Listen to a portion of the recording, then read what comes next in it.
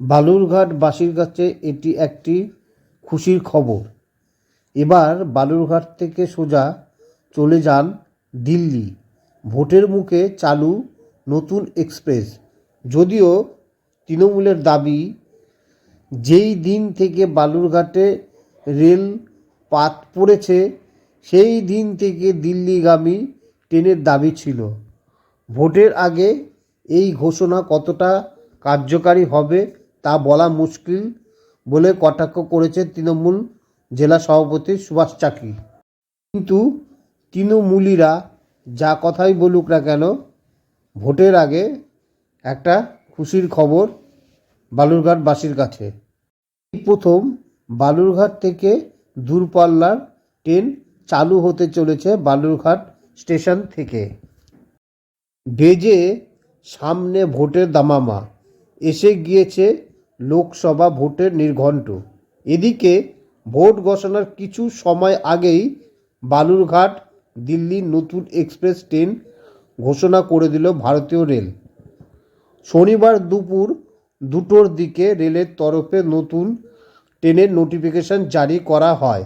একই সঙ্গে ফারাক্কা এক্সপ্রেস ট্রেনও এখন বালুরঘাট স্টেশন থেকে যাতায়াত করবে। বালুরঘাট স্টেশন থেকে দিল্লি পর্যন্ত সরাসরি একটি ট্রেনের দাবি বহুদিন থেকেই সরব হয়েছিল জেলার বাসিন্দারা। বারবার তারা দরবার করেছিলেন প্রশাসনের কাছে। এমনকি খোদ এলাকার সাংসদ সুকান্ত মজুমদারও দিল্লি পর্যন্ত ট্রেনের দাবিতে রেল মন্ত্রককে একাধিকবার দরবারও করেছিলেন। অবশেষে সেই দাবি পূরণ হলো। সূত্রের খবর, ভোটের মধ্যে বা পরে এই ট্রেন চলাচল শুরু হবে। ভোটের আগে দিল্লিগামী ট্রেন ঘোষণা হওয়ায় খুশি জেলা জুড়ে। বালুরঘাটের সাংসদ সুকান্ত মজুমদার জানিয়েছে, সপ্তাহে 7 দিন এই ট্রেন চলাচল করবে।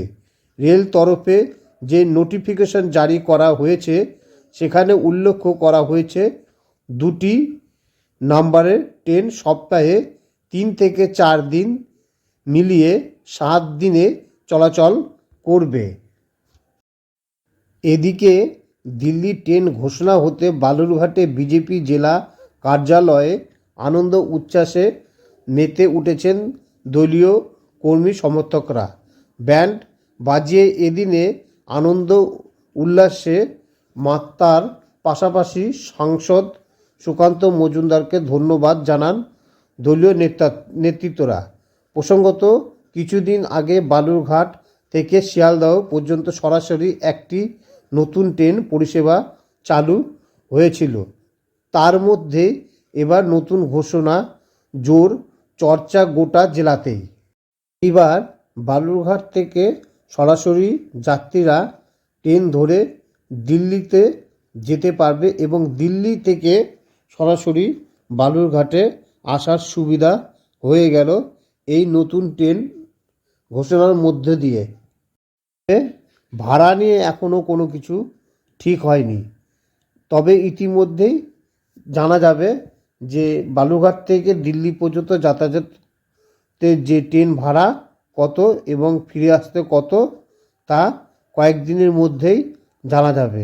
খবরটি যদি ভালো লাগে তাহলে পরে চ্যানেলটিকে অবশ্যই সাবস্ক্রাইব করুন। Thank you.